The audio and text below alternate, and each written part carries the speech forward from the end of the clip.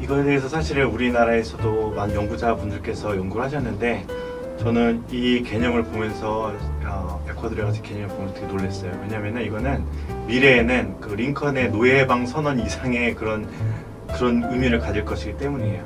왜냐면 수막이라는 것은 그러니까 풍성하다는 의미, 그 풍성하다는 의미를 담고 있는 말이고, 카우사이는 어떤 삶의 방식이라든지 삶을 그 생명을 의미하는 단어인데요. 이 단어가 이제 93년도에 그 에콰도르의 어떤 원주민 출신 학자이면서 이후에 그 국회의원이 되신 분께서 이 개념을 처음으로 이제 자기 조상들의 어떤 그 삶의 방식을 이런 걸로 개념화 하신 겁니다.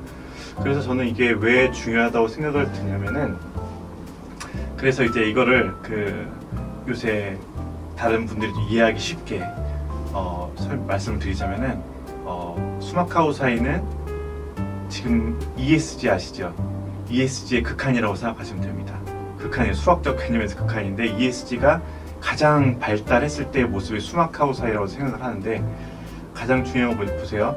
지금 ESG는 요새 2004년도에 유엔에서 이렇게 선언이 돼서 지속 가능성을 위해서 이제 환경, 사회, 지배 구조를 같이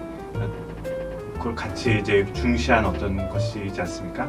근데 제가 왜 아까 노예 제도를 철폐한 그 해방 선언을 한 링컨 대통령 얘기를 했냐면은,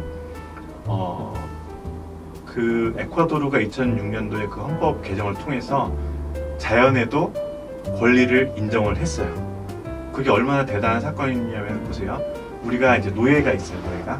노예가 있는데, 사람들이 지금 상황 어떠냐면, 그동안 너무 노예를 막 때리고 막 함부로 대하고 했더니 이 친구들이 막 빨리 죽고 막 몸도 다치고, 그래서 지금 생산성이 떨어져서 수익이 떨어지고 있어.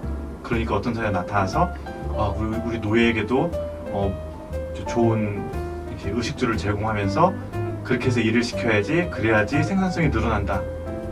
딱 지금 그 수준이거든요. 왜냐면 자연을 나와 동등한 권리를 가진 주체로 인식을 하지 않는 거잖아요. 그거는 노예한테 아무리 잘해줘도 노예는 나랑 다른 존재다, 인간이 아니다, 권리를 누릴 수 없다, 그렇게 생각하는 것.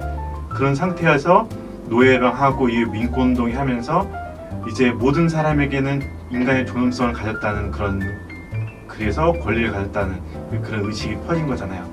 지금의 상황에서는 자연도 마찬가지라고 생각하거든요. 그러니까 자연의 권리, 자연도 내가 마음대로 할 수 있는 그런 대상이 아니라, 자연도 이 지구에서 나와 함께 살아갈 그런 권리를 가진 법적인 주체라고 받아들이고 선언한 게 이제 에콰도르의 그 헌법 정신이거든요.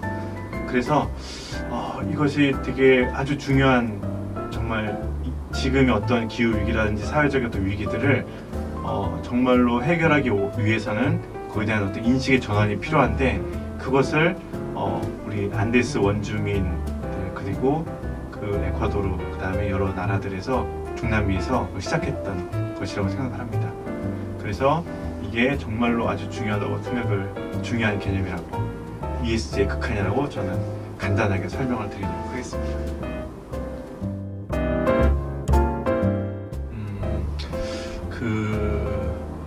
사실 이거에 대해서 우리 한국 사람들도 우리 문화에 대해서 그냥 숨 쉬고 뭐 그런 것처럼 당연하게 받아들이기 때문에 이거를 되게 특별하게 위대하게 특별하게 그렇게 생각하지는 않고요. 그냥 살면서 나타나는 어떤 삶의 방식에서 많이 나타나는 것 같아요. 예를 들어서 이제 자연에 대해서 생각하는 어떤 사고방식들, 그 다음에 공동체 하면서 우리 가족들이나 어떤 마을 공동체 사람들에 대해서 어떻게 하는지.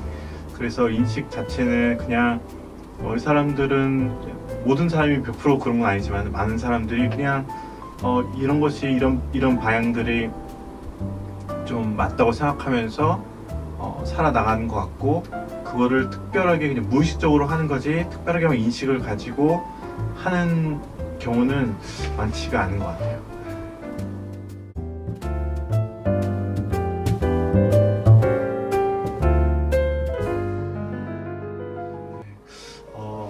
이 질문에 좀 생각을 해봤는데, 농촌 같은 경우에는 이제 뭐 예전에 이렇게 지금 뭐 플랜테이션 대규모 농장을 제외하고는 지금도 과거에 이제 서로 이렇게 할 때 일을 도와주면서 오늘은 이 집 일해주고 이제 전 집 해주고 하는 그런 전통들은 여전히 있고요. 그 다음에 집안에 무슨 일이 있으면 마을 공동체에서 함께 모여서 그 일을 같이 해결하는 것들.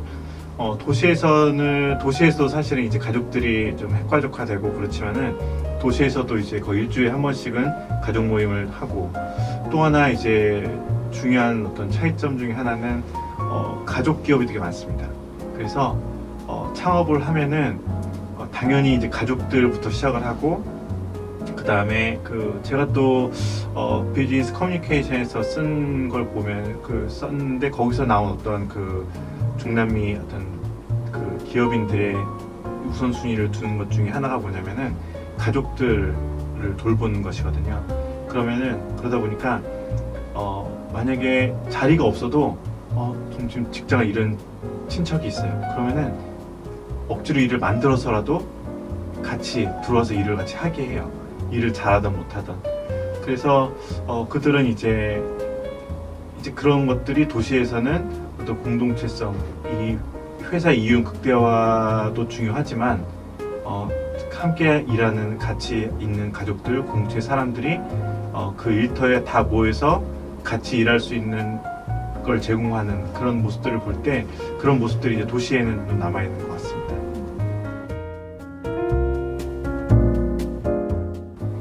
네, 먼저 왜 관심을 갖는지 한번 솔직하게 좀 생각을 해봤으면 좋겠어요.